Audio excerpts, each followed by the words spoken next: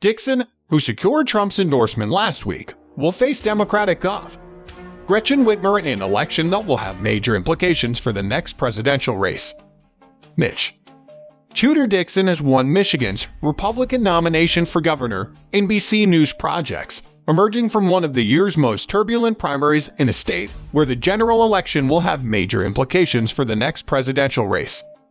The former conservative media personality, who secured an endorsement last week from former President Donald Trump, will face Democratic Gov. Gretchen Whitmer, who was renominated without opposition Tuesday.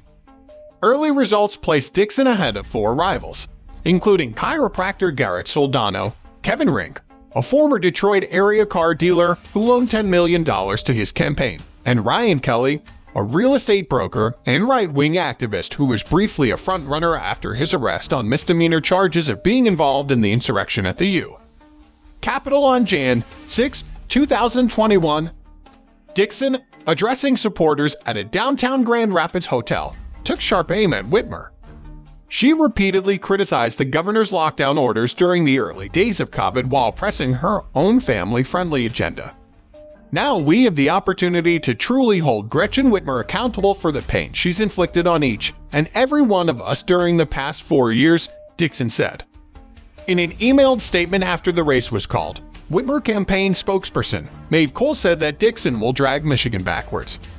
While Dixon has focused her campaign on attracting support from special interest and political insiders, Whitmer has been working to earn support from Michiganders by doing what she has always done, working with anyone to get things done, Coyle added. Dixon's win is in part a testament to the power of the DeVos family, kingmakers in Michigan politics who endorsed her and helped bankroll and align Super PAC.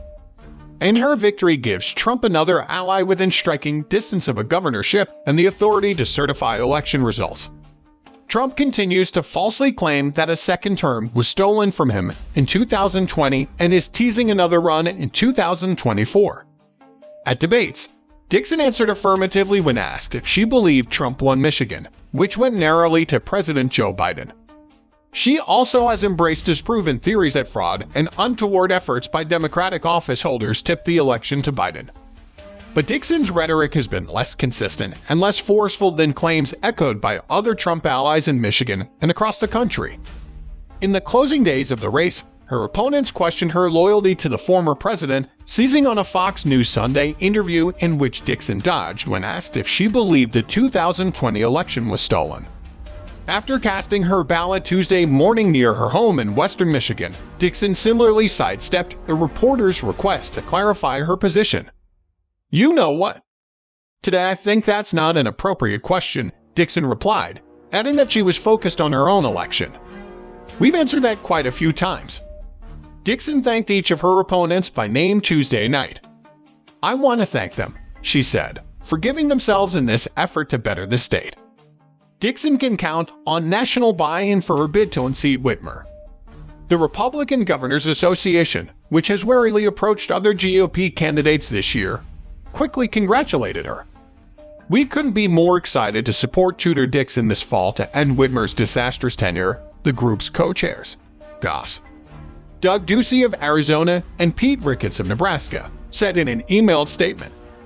In a year when messy GOP primaries have hardly been unusual, Michigan's offered more chaos than most, a crowded field of election deniers, wealthy business people throwing their money around, a scandal over petition signatures, a candidate arrested on Jan. 6 charges, Kelly has pleaded not guilty, a 7-figure advertising effort by national Democrats to slow Dixon's momentum, and a late Trump endorsement that split the party.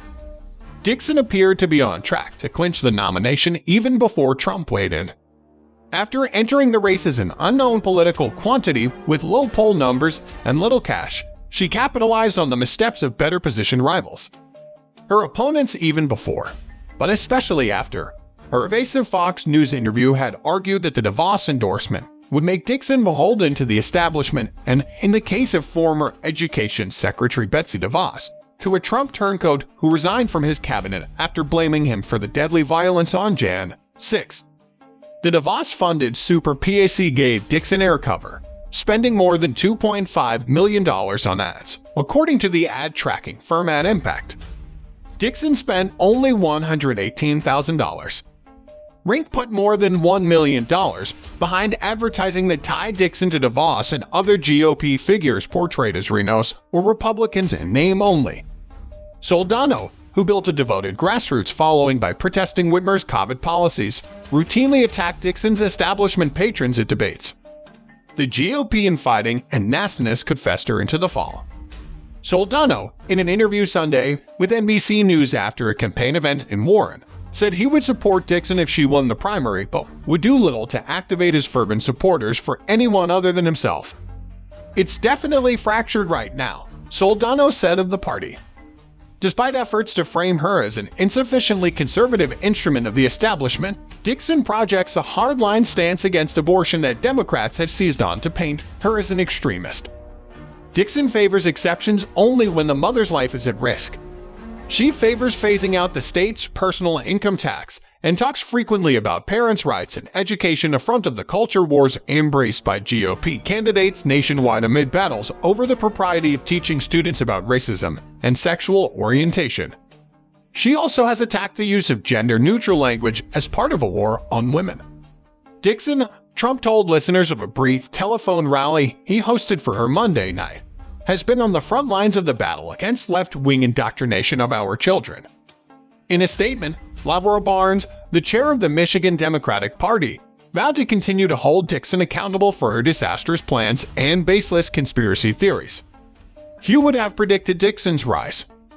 Before getting into conservative media, she had worked as an actor on several low-budget films and for her family's steel company. Whitmer, a rising national star and frequent object of Trump's ire, figured to draw a marquee opponent. Prospects with far more familiar names, including two-time Senate candidate John James and Republican National Committee Chair Ronna McDaniel, were floated as possibilities but stayed out of the race. The GOP establishment, seeing no breakout star among Dixon and the other declared candidates, responded with enthusiasm when James Craig retired as Detroit's police chief to launch a run last year. Dixon had a few things going for her, though. She had hosted programs on Real America's Voice, the network that also carries former Trump advisor Steve Bannon's right-wing talk show, and made friends within the former president's orbit. But it wasn't until other campaigns imploded that her fortunes began to improve. Craig and another top candidate, self-funding businessman Perry Johnson, were disqualified for submitting allegedly fraudulent petition signatures. Around that time, the DeVoses made known their preference for Dixon. Eventually, the ads placed by the super PAC they sponsored soon began to take root, springing Dixon into the lead in polls. "I'm tough, my friends," Dixon said as she wrapped her victory speech Tuesday night. "And I'm just getting